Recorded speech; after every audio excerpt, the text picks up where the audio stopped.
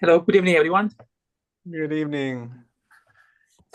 Uh, Good evening. Good evening. Hello. Evening. So, just a slight problem in that Michael's not here yet, but he has just messaged me asking for the link. Okay, So, that's a good sign. yeah. Well, he messaged me at 10 2 saying he was going to be a few minutes late. Uh, and then I was like, oh dear. Well, I thought let everybody in just in case his name was written as somebody else's name by mistake or something. But he's on his way. Good. What does 10 minutes as an author, what does 10 minutes mean in the world of authors? Yes, yes. It's a mere here he is, a mere blip. Okay, Michael, he can explain himself. First question. Yes. Where is he? Hello. Hello, Michael. Hello. Hi, sorry I'm late. I decided to I was at home and then my 2-year-old was being very rowdy and shouting for me, so I thought it would be better if I popped into the office. I thought Oh, it'd be more peaceful this way, so I jumped on my bike. So when you apologies for said the pop into the interruption. office, I assumed you meant into another room in the house. I didn't realize you had to. Well, no, because he's very good at getting to the other rooms in the house. Right. So I thought I'd So you've come been into the racing actual bits. racing across Durham on your bike. Mhm. Anyway, I'm here now. Well, that's a good excuse. Yeah, Uh, right. We'll just give it a couple of minutes. sure. See if anyone else comes, but they can always join in. I guess I'll just explain that obviously you don't have to have a question, but if you do have a question, if you see at the bottom where it says react, if you press on react, the bottom of that pop-up then says raise hand, and if you click that, then that's the easiest way to keep track of who wants to ask a question. Um, Tino likes that. I don't know if you saw that, but you had a thousand thumbs up signs going in the air behind you there. It was It brilliant. used to be just a small icon in the corner. I wasn't expecting a whole, they've changed Firework it. display. Firework display. Uh, Here comes one more at least. Petra.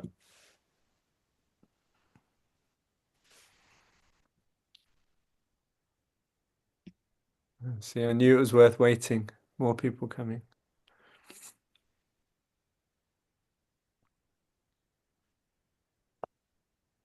Hello, hello, Hello. hello. Okay, well, if anybody else comes, we can let them in. So, welcome everybody. Welcome, Michael. Thank you for doing this.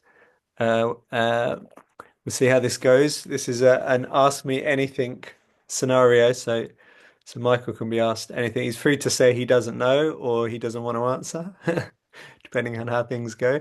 Uh, and yeah, just for anyone who just came late, if you just use the raise hand, uh, it's down in React. If you press React and then raise hand, but if you can't work it out and you just wave at me, that'll work too. There's not too many of us, so it's a manageable number.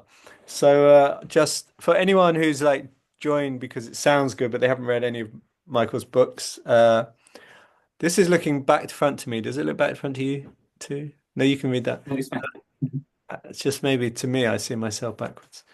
Out of Thin Air, his first book about the runners in Ethiopia, and his new book, which was out last year or this year, Michael. It's very new. Last year, November. November last year, so only a few months ago.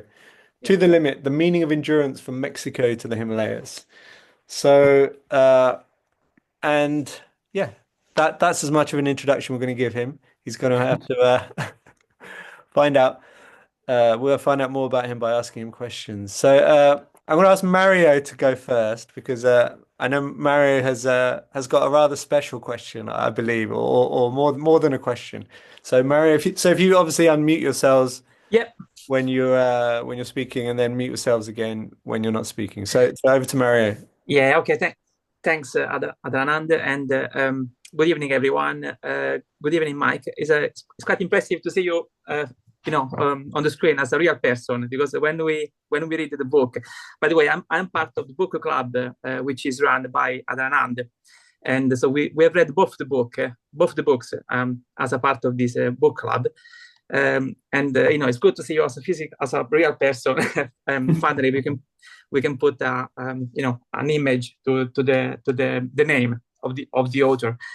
Well, first of all, I want to say that I've enjoyed both the books. I'm going through the second reading of To the Limit, and I have to say that now that I'm reading it for the second time, I'm actually enjoying it even more than what I enjoyed it the first time. And considering that I gave a very high score, that says how much I think it's an important and valuable book. So I would say very briefly what I really appreciated about the book. So first of all, the fact that there are new ways to talk and to approach some issues. On the one hand, the relationship with technology, but also I think the book comes with an original approach when it connects running to things like dance and music. And I'm going to say it, straight away, I think that is the first book that make a connection with the word trance. Trance is an anthropological concept, as far as I know. And it's connected to the rituals of dancing and music and people reaching this state of trance as a part of this collective ritual. No, and I think in the book To the Limit, for the first time, we see that also running can help runners to achieve this kind of state. Very often I've read the books on running, and where you read, that runners, they run because, they feel better, but at some point they reach a state where the things flow, and probably we all can relate to that state, but it's the first time that we hear the word trance, It's like running can help people to reach a state of trance. And now, and I'm going to switch now to the questions as well. Sorry, it's taking a bit so long. I come from south of Italy. I come from a region in south of Italy which is called Puglia, and we have our own rituals, and we have our own dance and music. And I've got here one instrument. We've got a tambourine, which is used as a part of our rituals, and in our own tradition. And I will make it as short as possible. In our tradition, the tambourine music is a way to cure women or people that are bitten by a spider, which is called tarantula, and then the ritual, the dance, becomes a way to help these people to take away the poison. Obviously, maybe for most of us on the call, thinking about a tarantula that bites you and poison you, it may be difficult to think or to imagine. But if you think about many decades ago, women used to spend a lot of time in the fields. Obviously, the south of Italy is a very hot country, especially in the summer. So it was real. So women used to be bitten by tarantula spiders, and the music was the way to cure them. And there were some real kind of like there was some rituals which lasted the whole day, the whole night, hours and hours, people playing the tambourine or people playing music in order to help the women to dance and take this poison out. So the questions, finally, I come to the questions. Nowadays, obviously, women don't work, at least in England or in the Western world. Women don't have to work so in the field. Probably tarantula spiders have disappeared, and there is no more that kind of poison has gone. But you can also think that where I come from, probably this, Mike. Because it has been studied by the anthropologist. Women, sometimes the tarantula was really a metaphor. The poison that the tarantula injects in the people was really a metaphor to say something else. And we can think about the condition of the women in the south of Italy, so in a very underdeveloped area, especially in the context of a few decades ago. We can think about women in a context where it's a patriarchal society, where women are kind of beaten, and they live under the man, under the power of the man. So the question is this: so in nowadays society, can running be seen as a way to be cured? Can running be a way to help people be cured from the poisons of our time? Obviously, there is no the spider, the tarantula anymore. But we live in a society with pretty much lots of problems, not least, the technological problem. I know it's a difficult question, but I just wanted to know your views. And I thought, because you in the book you talk about dance, especially when you went to Mexico, and the fact that music and dance can be a way. You say at some point, dance is as running is the same thing. Kind of help this tribe, the people of this tribe to kind of feel better, feel more connected with gods and so on. So yeah, I just wanted to have your views on that. Yeah, it's a really great question. It's interesting to hear about the example from southern Italy about tarantulas. It reminds me of there's a famous anthropology book by Ewa Ong about people who work in factories in Malaysia and who've come from the countryside, and they're suddenly forced to work in really kind of stressful factories, and they are quite often possessed by spirits, and writhe around on the floor, and there's some kind of fierce sort of reaction. And the interpretation of that is that it's kind of a symbolic rejection of that kind of patriarchal control that the factory relies on. So I suppose that's kind of a similar idea. With the dancing, yeah, I mean, in Mexico, people said that the dancing that they did that was associated with festivals would often go on for sort of 48 hours, sometimes longer, and would actually be more of an endurance challenge than the Rara Hipuri races, which were, which Chris McDougall wrote about, which would sometimes be 180 kilometers long. And so, yeah, they said that both running and dancing were seen basically as a form of work and as a way of demonstrating endurance. And the reason for demonstrating endurance was basically to please God. And God would see that kind of display of endurance and people working hard and trying to go for as long as they could. And God would basically react to that by making it rain and improving the harvest. But I just found that fascinating because in our, the way that we in the West tend to think about running is that it's this kind of inherently virtuous thing that people would go and do ultra marathons, and people tend to follow quite strict diets and avoid drinking alcohol and all this kind of stuff, and that it's like this this kind of moral practice associated with like particular kinds of people.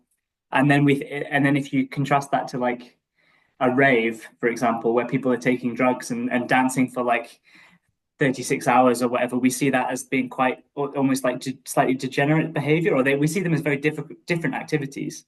But it's interesting to see in somewhere like Mexico, those two things are seen as basically the same thing, as responding to the same sort of urges. And I think there's definitely I would say there's quite a lot of connections between running and or kind of communal endurance activities and dancing. So in Ethiopia, as well, a lot of the kind of warm-up exercises that you might have seen on Instagram, where people are doing these kind of really synchronized, very intricate kind of warm-up exercises, which are to do with basically getting into the same rhythm as the other people. They're almost identical to the kind of traditional Eskinder dancing that people will do, where it's all about rhythm and breathing in unison as well, and exhaling powerfully. And those are traditional dances that go back hundreds of years before there was any kind of competitive athletics. But it seems to be that has influenced the way that people in Ethiopia run, and probably influences the kind of emphasis on the kind of communal aspects of running, and this idea of kind of getting into a rhythm with other people and using that kind of communal energy almost, and seeing energy as something that's not individual but is shared between people, I guess. And that's something, I guess, in some ways, I guess like sports science sees energy as this kind of like thing that's bounded within individual people that you can measure using particular apparatus and things. But actually being in the world, you kind of, I feel like my experience of energy anyway is that it's you very much react to the energy of people around you, right? Like I watched Newcastle win the League Cup on Sunday for the first time in 70 years in a fan zone with loads of people, and it was, you can't help but feeling like, it's contagious, that kind of energy, right? So I think there's definitely in things like the overnight bike ride that I did for the new book and ultra marathons, people end up gravitating together, and there's something about proximity to other people that means that you're able to continue further than you would have been able to on your own, I think. So I don't know if that completely answers your question, but yes, yeah, definitely, like I think there's a lot of connections between dance and running, and we could probably there's probably more ways that we could study that. But other people have written about also like military marching and things that are specifically about getting people to be like actually in sync with each other, which is how Ethiopian athletes run when they're in single file, is like literally timing their footsteps with each other, and that being a way of just that embodied activity creating a connection with other people in an interesting way. So I think those are things that could definitely be studied more. I think they're understudied and not understood that well, but really interesting. Thanks very much. Thanks. Yeah, thank you both. That was a fascinating question and a brilliant answer. Do you think when you say it could be studied more, do you think scientifically or anthropologically or both? I think it could definitely. I mean, in some ways, it has been studied scientifically in the sense that, like, you have those kind of aerodynamic studies of cyclists, which show very clearly that people share energy. And when they did the Breaking 2 project and the INEOS 159 project, obviously they were very careful about about studying the science of the aerodynamics, right? But then when they interviewed Kipchoge at the end, he said the first thing he said basically was like, "Thank you to these guys for sharing their energy with me." And I don't think he just means blocking the wind. I think he means something else. It's like there's something else going on that allows people to tap into something deeper when there's other people around. Which I don't know how you would actually study that scientifically, but there's definitely something happening, which is interesting. Yeah, definitely. I mean, when I'm running in a group of people, you can definitely feel something's different. John, you had a question. Do you want to ask your question? Sure, thank you. Mike, it's great to kind of meet you over Zoom. You have a new fan. This is the first book of yours that I've read, and I really enjoyed it. And I kind of start with a statement followed by a question, which is, one of the reasons I enjoyed it so much is I think you hit a niche that I think's underrepresented in the books that I found, which is people kind of trying to figure out why people run. Mm-hmm. I find a lot of books, and that's one thing that had me join at Harridan's Patreon and enjoy his book so much is I'm 6'4", 215 pounds, so I'm never going to be fast, ever. Doesn't matter how many books I read about, maximizing my training and bringing down, ultras for speed or 5K. That's not really why I run. And I never really could put a finger on it. I never had a specific reason. People asked me, why are you training for this? Why are you doing this? You're trying to break a time. And of course, I have my own goals, and they're personal to me, and it's an amazing feeling to break them, but that never really hit it. So I think I just wanted to say I appreciate that because it allowed me to kind of reflect on some of the reasons why I think I run, which is that shared energy, which is that feeling of community. And again, back to Adarnan, am I pronouncing that right? It's butchering it. Sorry, North Carolina accent's That's pretty good. It's not pretty great for good. that. Close enough. Okay. All right. So the question is, you mentioned your 2-year-old earlier. I feel like we're around the same age. I really look forward to following your career from here. When I was reading this book, it kind of felt like had one foot in two worlds simultaneously, like an anthropologist and a storyteller. Mm. And I think you're incredibly talented at both. So my question is, where do you see your career going from here? Do you want to maintain that, kind of spot where you have a foot in both? Do you see yourself going more the storyteller route, more the scientific journal anthropology route?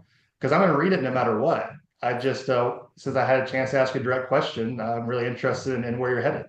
Well, thank you. That's really kind of you, and a great question. It's something that I've been. I mean, it must be something that you struggle with as well, I'd have around. There's only so long that you can keep going, using your body to to be the kind of means of learning about things, right? Especially if some challenges that I would have liked to have done for the most recent book, for example. I just knew that my body wasn't going to be able to cope with, basically. But I do think there are certain things that you can learn from actually doing something alongside people that you just can't learn in any other way, through conducting surveys or conducting interviews or whatever. You just wouldn't get to the kind of the insights that you can get from actually experiencing things alongside people. I definitely, in terms of the academic versus sort of trade writing, I definitely think I'm better at the trade writing. The writing for like non-academic audiences comes more naturally to me, I would say. I find writing the journal articles extremely draining.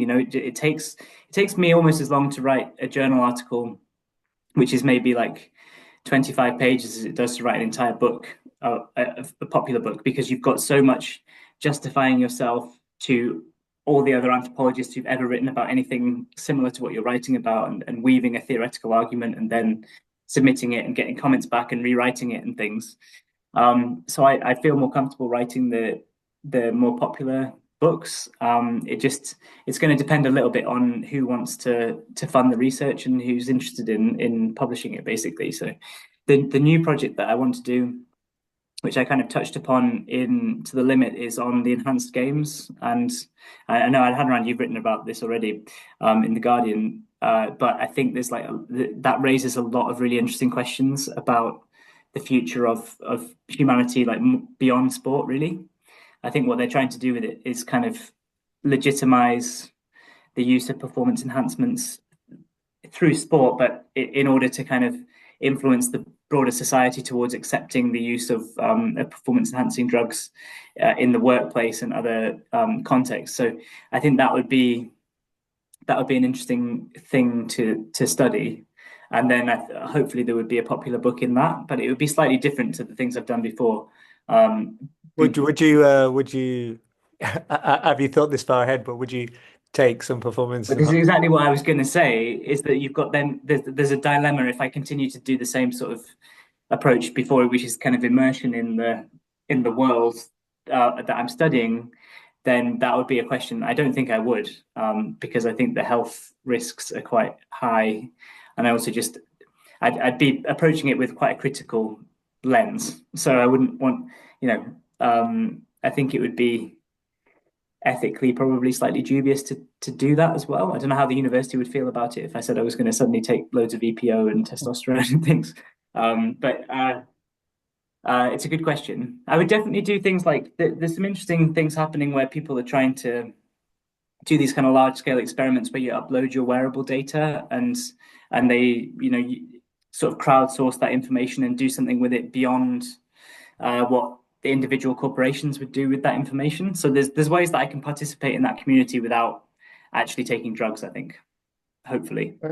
You bring up an interesting point, which is one thing that found very refreshing in your book was the neutrality of it. because I didn't realize how biased everything I was reading previously was until you kind of came with a neutral viewpoint, specifically with Born to Run, which I had read previously.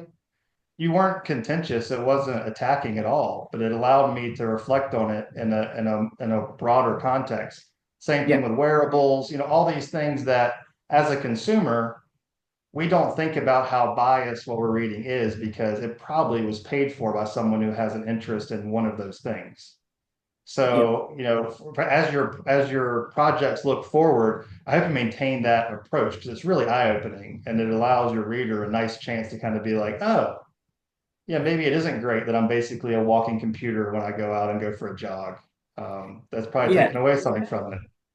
Yeah, I definitely. I think that's sort of, I guess, the advantage of one of the strengths of anthropology is going into these spaces with an open mind and trying to ask open questions, and not going with hypotheses necessarily, but try to learn things through kind of surprise.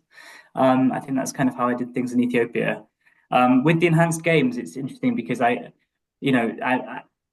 critical of that as a project in a lot of ways, but I also think it sheds quite interesting light on the conventional world of sport as well.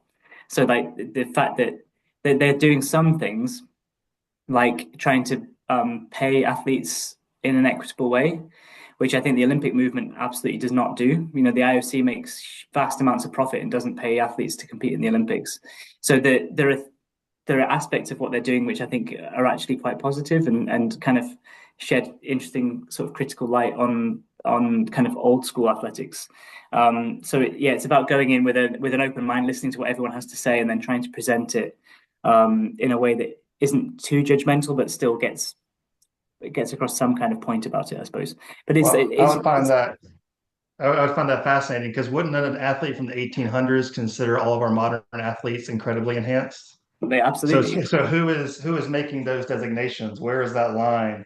It's like, offsides with VAR in football right now.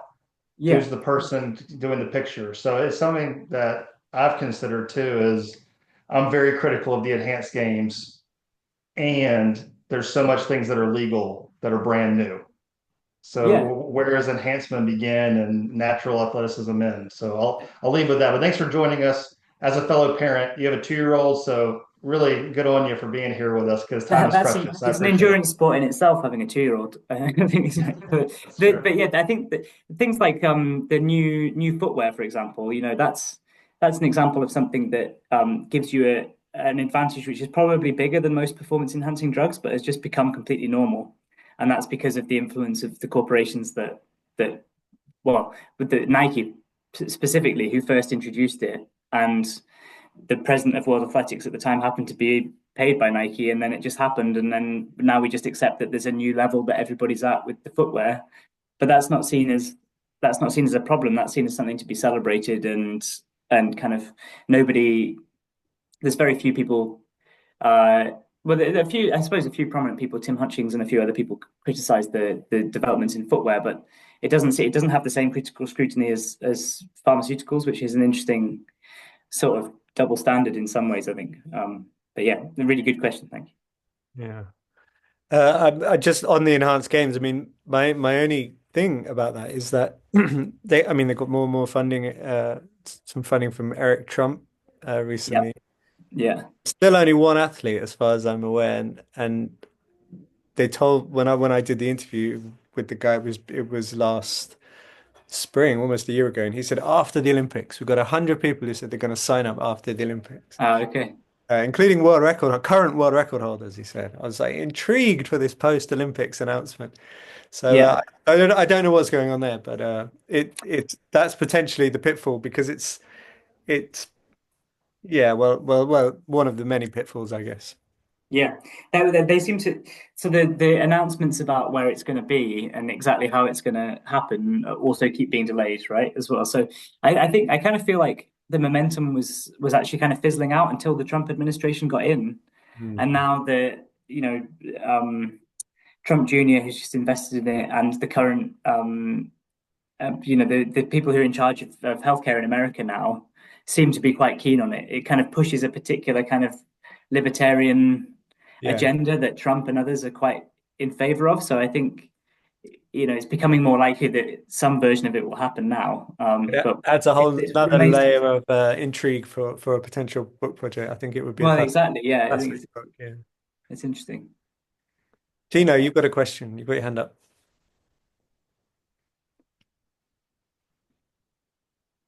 Yeah, thanks. I mean, I'd almost change my question to just say, please keep talking about this, because there's so much to discuss. But I'll come back to my original question, which is kind of sort of three questions rolled into one, and it boils down to um, what made you write To the Limits? Yeah. You mentioned, just as you alluded to just now in the previous answers, that you went out and did certain activities with the book in mind, or at least that seems to be the case.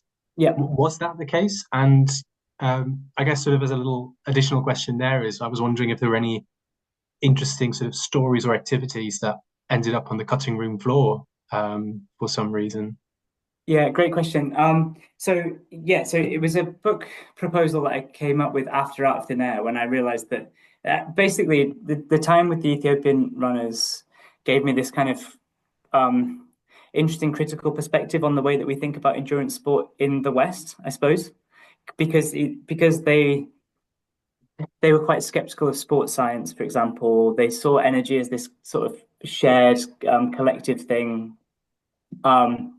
And there was the taboo against running on your own, things like that. So it seemed like they were coming at things from quite a different perspective to people in the UK or America, for example. And I wanted to explore whether there were other interesting examples of that in other parts of the world. That was the idea.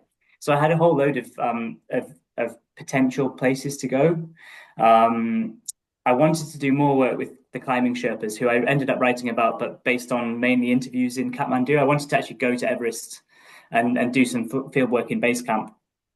I wanted to do a mountain marathon in Wales, one of these, the ones where it's like a team of two and you have to go and navigate around and things, to write about that as a kind of communal form of sort of competition, but also collaboration, and the interesting things there.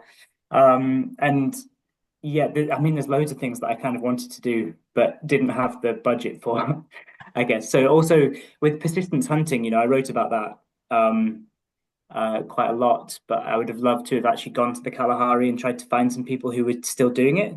The complication with that is that basically not very many people, it doesn't seem like there's very many examples of actually anybody doing it now. Right. So when there was the David Attenborough documentary about it a few years ago, well, quite a while ago now, but they had to kind of find some people who were willing to recreate it. It wasn't like people were going to do it anyway. So I didn't want to do that in a contrived way. I didn't want them to go and do it just for the sake of me going along to write about it, if you see what I mean. So that ended up going by the wayside as well. But I tried to. So I tried to just interview some people in Mexico who remembered that form of hunting, or at least like were aware of it, and asked them about their opinions of it, rather than trying to recreate it in some artificial way. I also really wanted to do a longer ultra where it was sort of up, running a whole day and then a whole night and then another day, and really experiencing the lack of sleep aspect of a really long ultra. Because I was interested in writing about trance and people doing these things to sort of change their mental state specifically. But as I said before, I just couldn't. That sort of 85, 90K thing that I did in the Lake District was all that I could actually physically manage at that point, because I had a variety of different injuries that cropped up throughout the project. So there were physical limitations. Basically, I found limits to my own physical ability to do the work that I wanted to do, I guess, which is frustrating. But I think that's probably something that Adhadarand has also encountered in recent projects. I don't know, Adhadarand, whether you've had the same thing. Yeah, well, I did. I went pretty far. I went to the point where I was going to run the Self Transcendence 3100, which is 3,100 miles around the block in New York. Yeah, I remember that. Yeah. And I failed in my qualifying race. I ran for 6 days around a campsite in France, but yeah, I reached my limit there as well. And I just realized, yeah, there are exactly like you said, there are limits. And I'm 50 now, so there are limits to my how far I flog myself in the pursuit of uh, journalistic interest, intrigue, curiosity. But you also didn't want to write about it but you could have gone and just done it based on interviews and observations, I suppose. But you decided obviously for you as well, it's important to actually be there Yeah, well, and with doing with it. the Ultra Runners book, I did think I was going to be less involved. I had the feeling before I started it that the first two books had been a lot about my experience. And I Mm. wanted this book to be less about my experience and more about the other runners. But exactly as you described it earlier, I just couldn't get the insights from interviews and the kind of understanding of what it was all about Yeah, without yeah, actually doing it. I realized by doing it and immersing yourself in it, because people are doing it for all sorts of reasons, but a lot of the time they're not fully conscious of those, or they don't have the means to go back and explain that to you, or the time, or the inclination, yeah, for yeah, whatever yeah. reason. Whereas if I actually do it, I get this incredible insight. And also, you meet people 40 hours into a race, they may be in a completely different, it might be quite a different experience in terms of the conversation you get out of them. Yeah, yeah, And if you ask them 3 weeks later, how was that race 40 hours in, they're going to have a different picture than if you're yeah. right there with them. Yeah, people's inhibitions have really kind of gone by that point, Yeah, and they're liable to say really interesting things. exactly. And also you forget as well, you forget where you were at. And you know, Mm. I think your brain, particularly those difficult moments, your Yeah, brain kind of glosses over the difficult bits in as time passes on, so that you can go back yeah, absolutely. potentially. It's obviously a human attribute. I did have one question on you going back to going to Mexico, and I was just wondering because I mean, I haven't been there, but I've heard that there was a bit of negative fallout to the whole Born to Run phenomena, that so many people were going there, it was causing them problems. Were they Uh, at all reluctant to talk to you as a someone writing a book? Was there any kind of reservation, or were they quite happy to talk to you? no, but I think that there's an anthropologist called Dan Lieberman who's written quite a lot about the Raramuri and worked with them for a long time, who Chris McDougall interviews in Born to Run, but then they kind of fell out because Dan didn't really like what Chris had written, and then more recently wrote an article which was quite scathing wrote an academic article that was quite scathing of the kind of portrayal that Chris McDougall ended up with. And I got in touch with Dan and ended up going with his research assistant to Mexico, and then I was staying with Silvino, who's the guy who finishes third in the race in Born to Run, and he was. I mean, they found it funny that so many people had gone looking for secrets, basically. So I was very much upfront. I was like, I'm not looking for secrets. I don't want you to tell me some kind of like uh, simple thing that everyone can do to apply to their running that's going to make them better, or I'm not going to be telling everyone that it's chia seeds or barefoot running or anything. I'm more interested in the kind of why of running and these kind of spiritual meanings that it has. And so once we got past that, it was fine. And they with the first night I was there, we ended up drinking quite a lot of Teschino, which is the kind of cactus uh, thing, and they were telling me all the stories about the different film crews who had come and asked them ridiculous questions. They had apparently there was a Japanese documentary team who'd heard that people ran with rocks in their mouths, uh, and That and mistranslation. I don't know how they ended up with that, but anyway, so they thought it was funny that everyone was coming looking for these kind of secrets, I guess.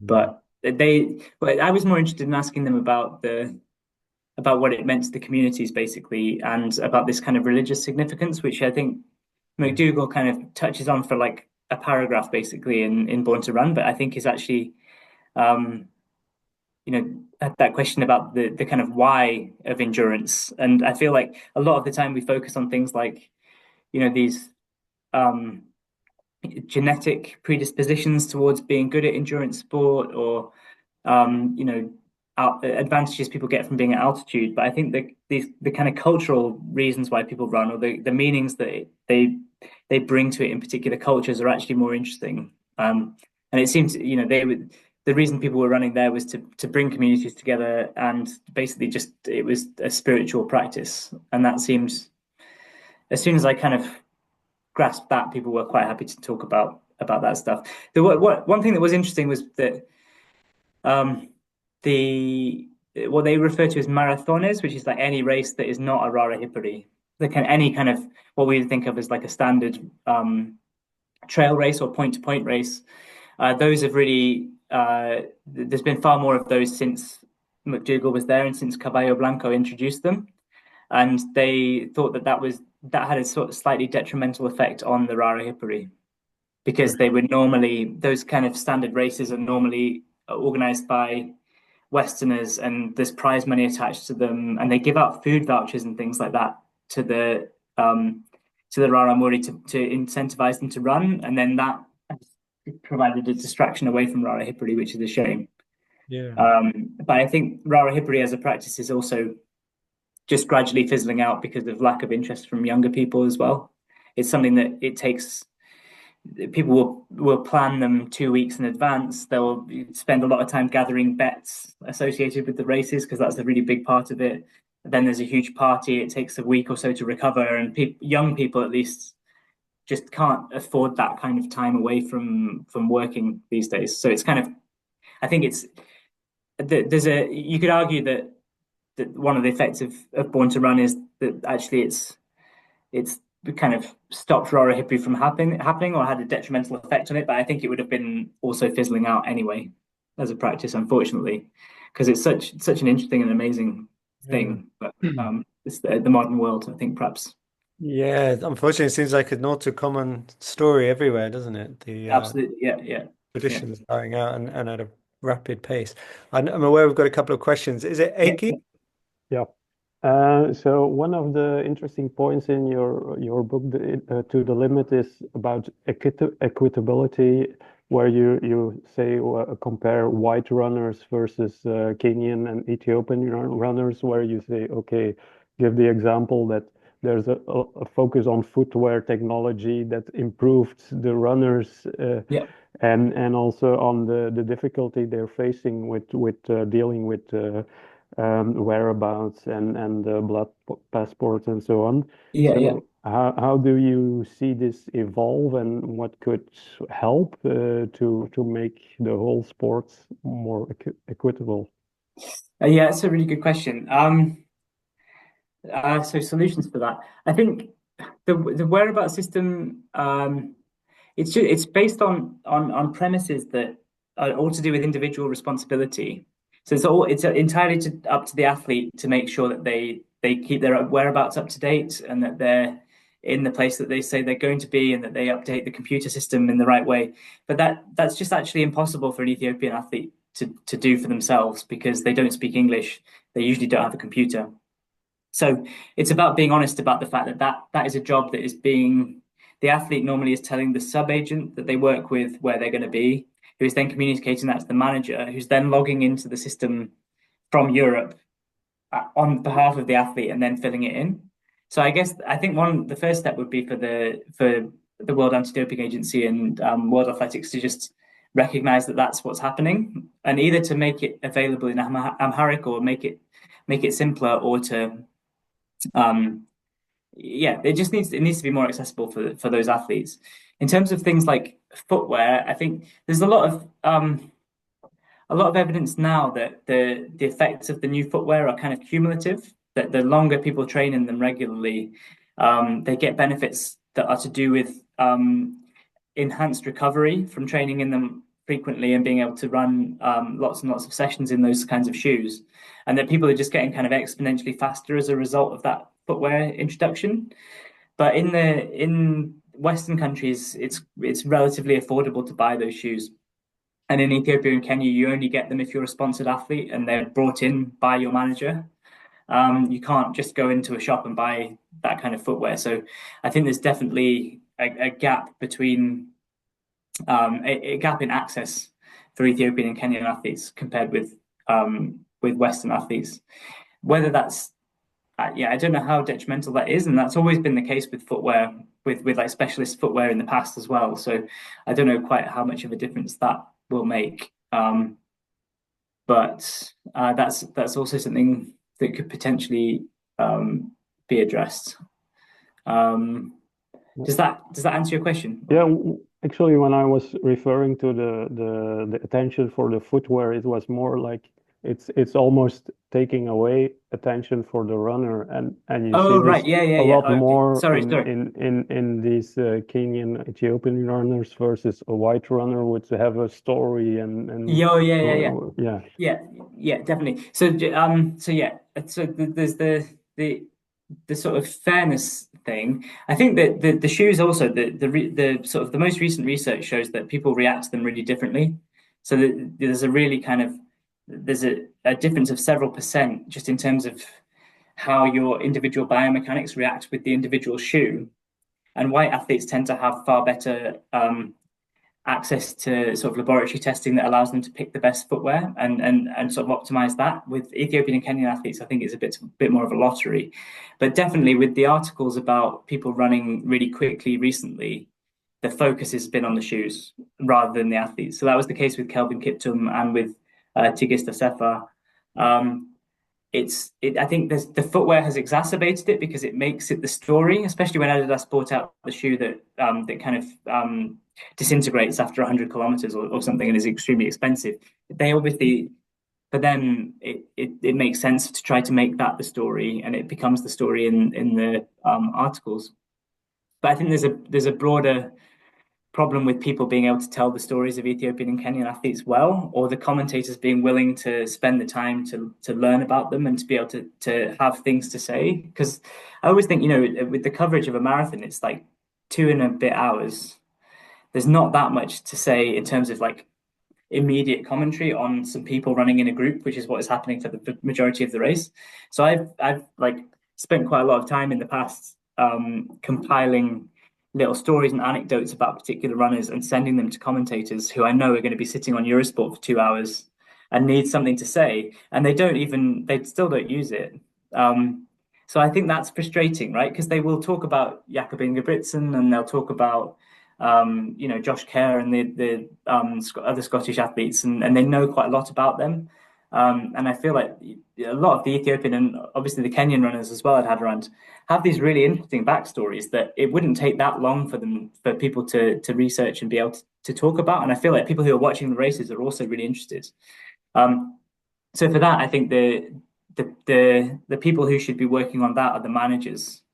So their job is to basically select the right race for the athlete, book the flights, find them a visa, and all that kind of thing. But I think they should consider it as part of their job to actually tell the stories and give commentators things to talk about, and start sort of creating better social media content and things like that as well. It is starting to happen. I think NN Running are quite good at this, and Moyo Sports, which is the agency that I worked with for the first book, they really make an effort, but it's a lot of work to do social media well.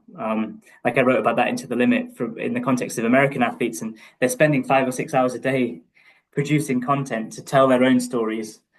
Ethiopian and Kenyan athletes aren't inclined to do that. And that's possibly part of the reason why they're running quicker, because they're not spending all their time trying to create content. But maybe there's some sort of balance between running fast and being able to tell some sort of relatable story. I also did some stuff around education in Ethiopia just to explain to people why it was worth them spending time learning some English and doing some stuff on social media, because they didn't realize how much that translated into more money in a contract, for example.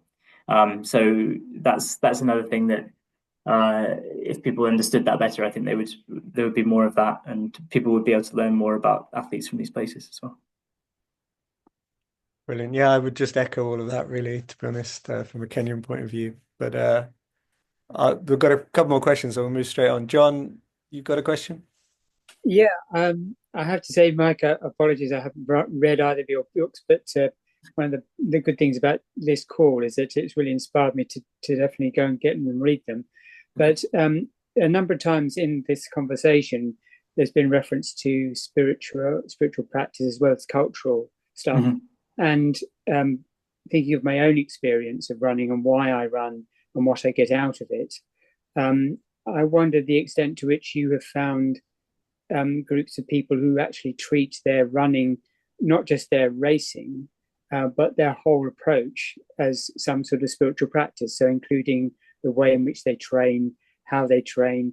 Because, for example, what I get the impression from what I've seen of Kipchoge's setup, it strikes me very much is quite a sort of monastic type of life they live when they're in their training blocks. Yeah. Down to even down to the way they eat together, they then rest and all that sort of stuff.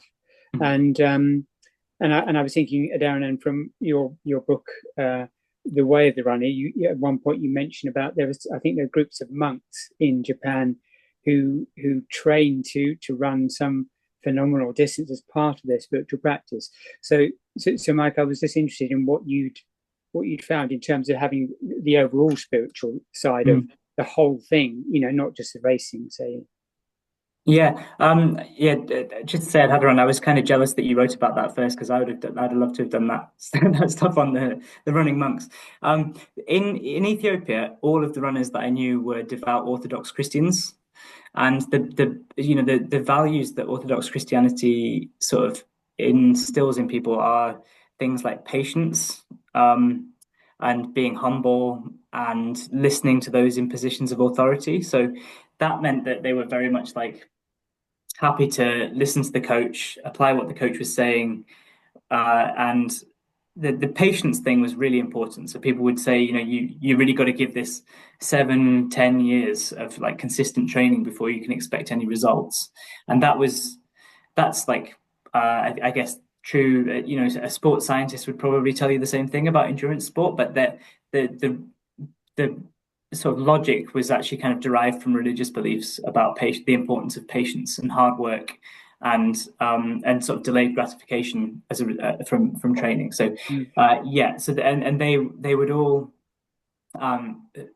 Orthodox Christians fast for quite long periods of time. So they were eating kind of a vegan diet for decent periods of time, then eating in meat for some periods of time, and sort of alternating between different kinds of diet, which I think I don't know if that necessarily helped their running, but they were learning to run in a sort of situation of being quite underfueled some of the time, which I guess for marathon running is not that bad a thing, but that was a religious practice as opposed to something derived from sports science. So they're not doing like fasted training in the kind of sports science sense, but they are doing it for religious reasons.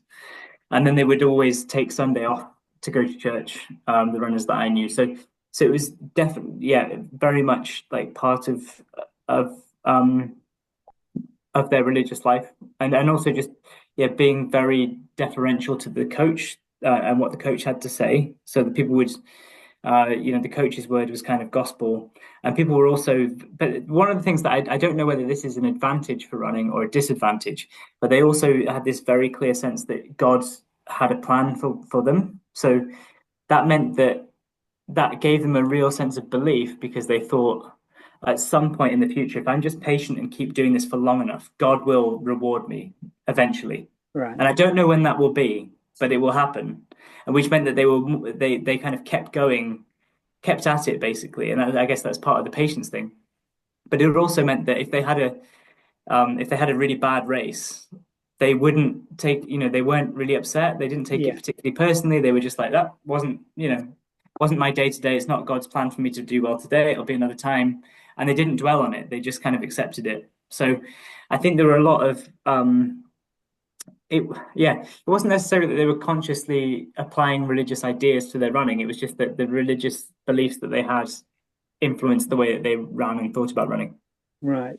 I mean, related to that, I was wondering the extent to which groups of people train and then race in order to have particular experiences, because obviously people always talk when they're running an ultra, say they talk about at a certain point entering the pain cave, in quotes.